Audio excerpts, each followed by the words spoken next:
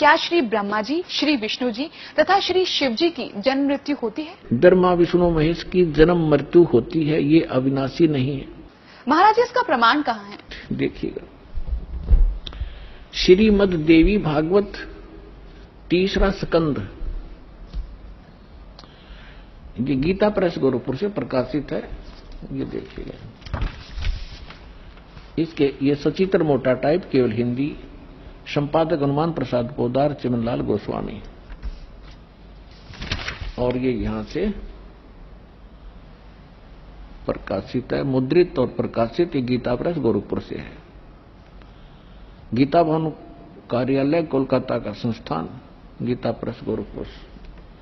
इसके 123 पृष्ठ पर ले चलते हैं आपको, बिल्कुल 2 मिनट में सारी कहानी समझ में आ जाएगी। 123 पृष्ठ पे ये तीसरा स्कंद।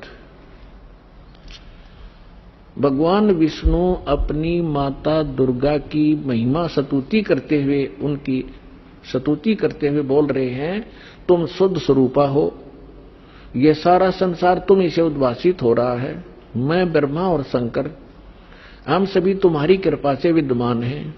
हमारा आविर्भाव माने जन्म, तिरोभाव माने मृत्यु।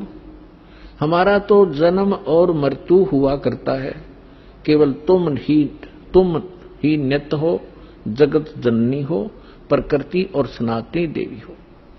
ये प्रकृति शब्द याद रखना कि दुर्गा को प्रकृति भी कहते हैं।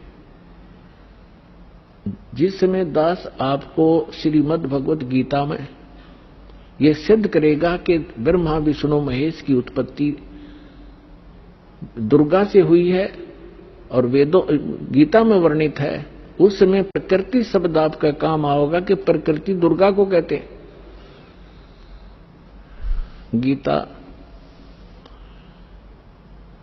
गीता के अंदर 2 प्रकृति बताई है। एक तो जड़, जैसे ये अग्नि वायु हवा आदि, और एक चेतन ये दुर्गा प्रकृति है। तो इसलिए कहते हैं तुम आप ही प्रकृति हो। और फिर भगवान शंकर क्या कहते हैं, देखिएगा। भगवान शंकर बोले, देवी यदि मां भाग विष्णु तुम ही से प्रकट हुए हैं, उनके बाद उत्पन्न होने वाले ब्रह्मा भी तुम्हारे बालक हुए, फिर मैं तमोगुणी लीला करने